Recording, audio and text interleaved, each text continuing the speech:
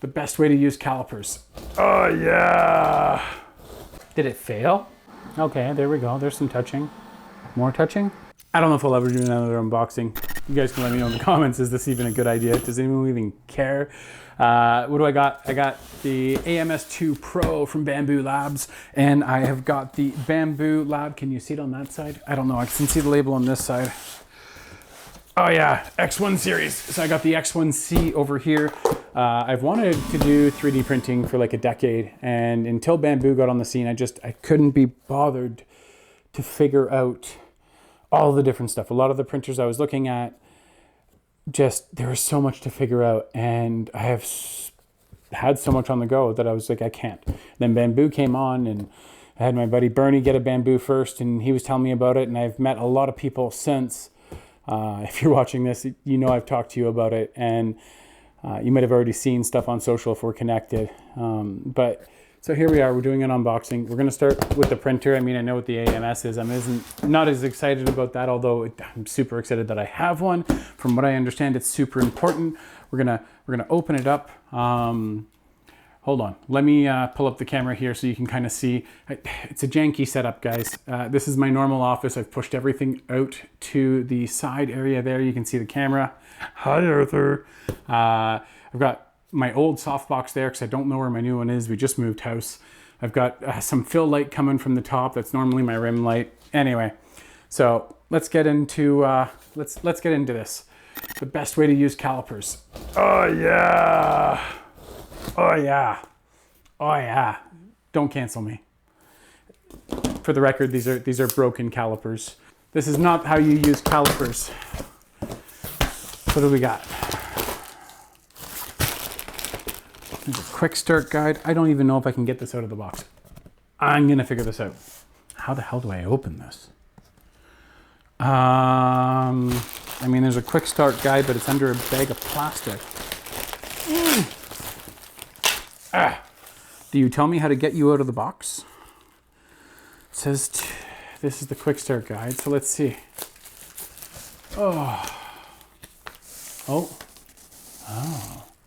Oh shit, was I supposed to pull it up by the bag? Uh-oh, I tore the bag. Ooh, I got stickers. Let's see. So yeah, this video is going to be doing the unboxing. This looks like, no, this is all setup stuff. Okay, cool.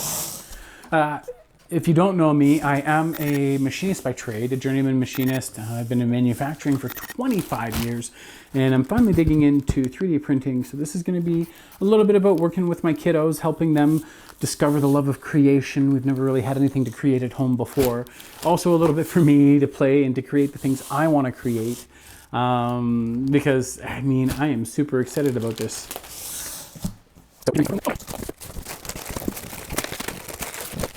I picked it up by the bag. Did I do it right? If I did it wrong, you can sound off in the comments. Is there anything else in the box? I don't even know. I don't see anything. It just looks like cardboard and packing material. Table's moving. A little bit janky.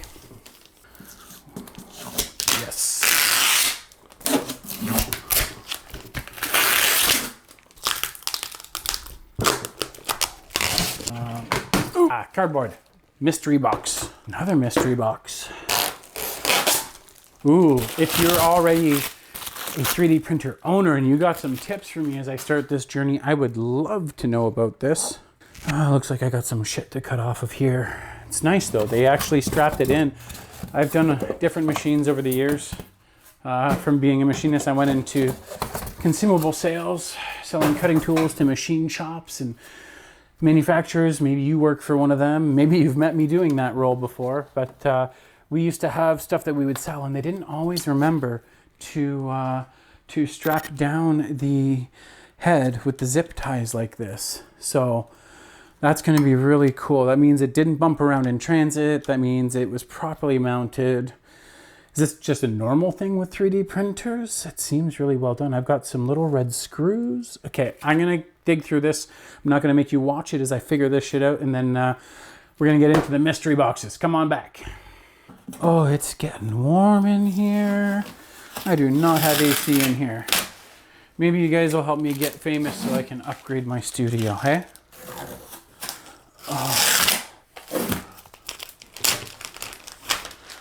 Oh, look at that glass. Looks like there's a little sticker in here. Ensure bed build plate is on the heat bed and matches the corresponding build plate settings in the studio. This sounds like good stuff. From far as I know, that if I forget to do stuff like that, it's going to be a problem. Okay, so I've got more foam, all kinds of stuff in this printer. And it looks like there's 1, 2, 3 little screws holding this down. I don't know if I'm supposed to remove that yet. I sure wish the quick start guide had something. So I'll grab my phone to give you guys the other POV here. So what I'm looking at is these screws in here.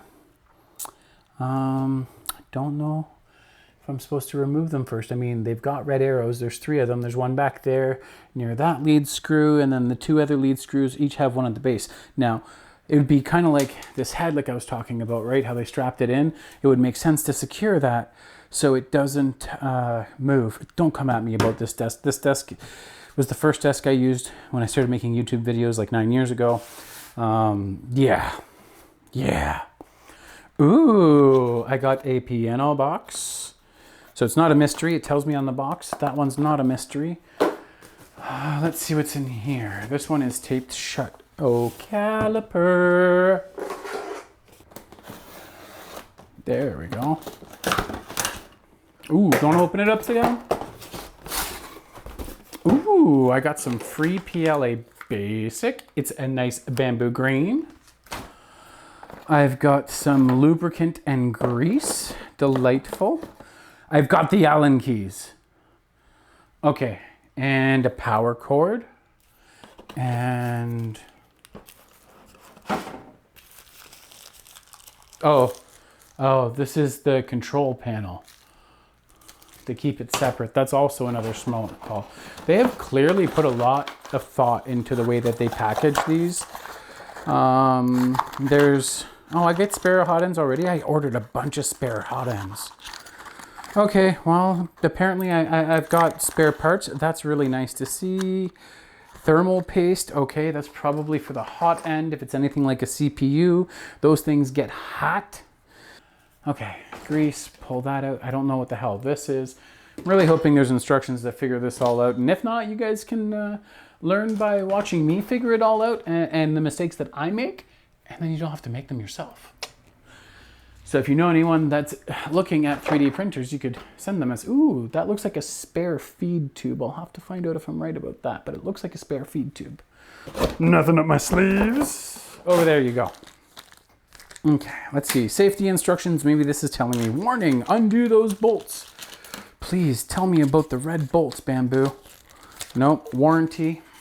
Oh, you guys are probably screaming at your screen right now to tell me to take them the fuck out or to leave them the hell there. And I'm never gonna know. I'm never gonna know because I've already figured it out by the time I put out this video. Okay, so probably want to keep the warranty card. There's spare parts. I think I'm just gonna pull them out. I'm gonna use my years of understanding of mechanical knowledge and I am just gonna pull these out. They've got big red arrows. Ooh, that's a long boy. Long boy, long boy. What you gonna do? What you gonna do when we come for you, long boy, long boy?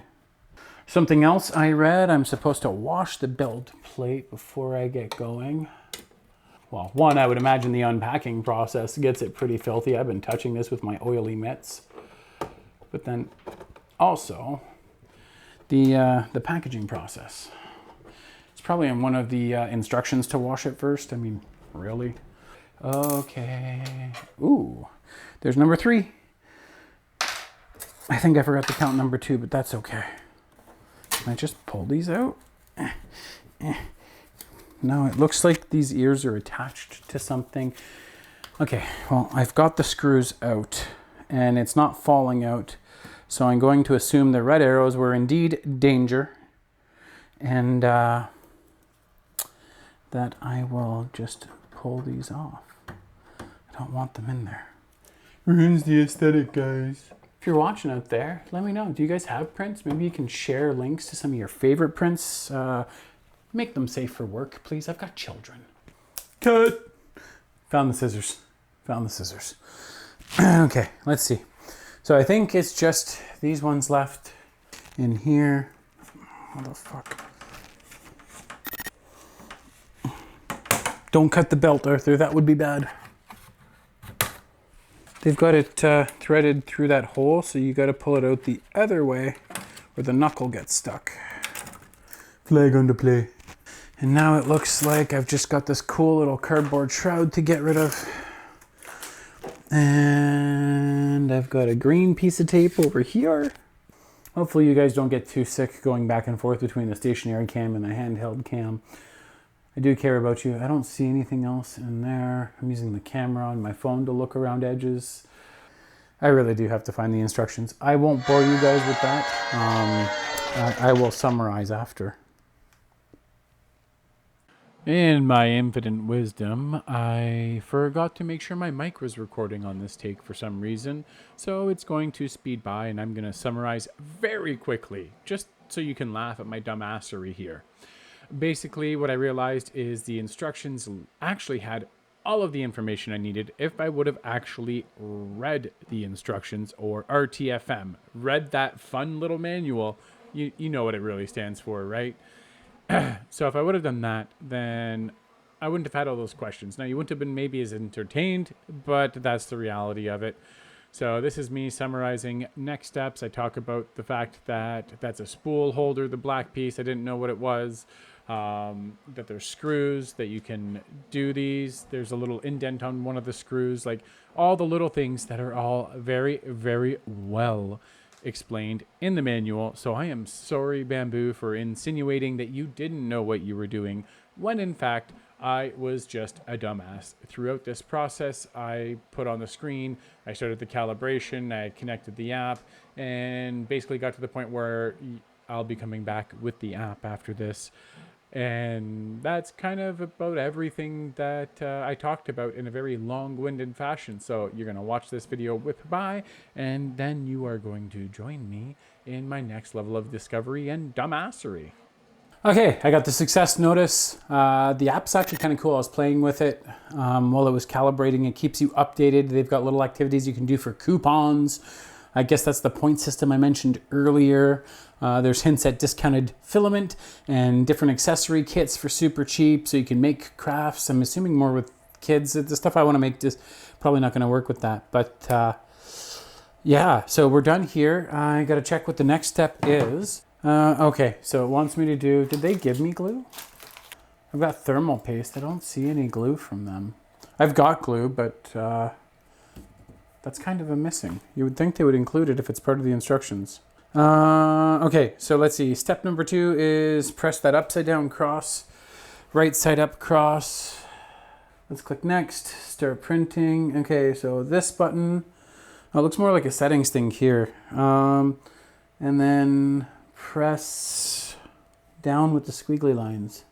No, down with the squiggly. So I hit this one.